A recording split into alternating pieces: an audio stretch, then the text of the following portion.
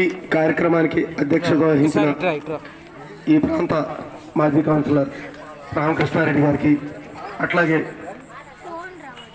ఈ కార్యక్రమానికి విచ్చేసిన 17, 18, 19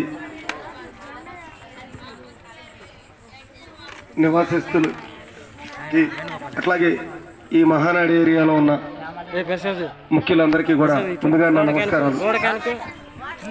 ఈరోజు ఈ కార్యక్రమాన్ని ఇక్కడికి ఏర్పాటు చేసుకునే ఉద్దేశం గురించి రామకృష్ణారెడ్డి గారు వివరించారు. రేపు జరగబోయే జనరల్ ఎలక్షన్స్లో ఎమ్మెల్యేగా మురుడు లావణ్య గారు పోటీ చేస్తున్నారు.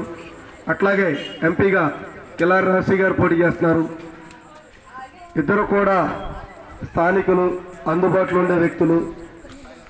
వారి యొక్క ఏదైతే రాజకీయ చరిత్ర ఉందో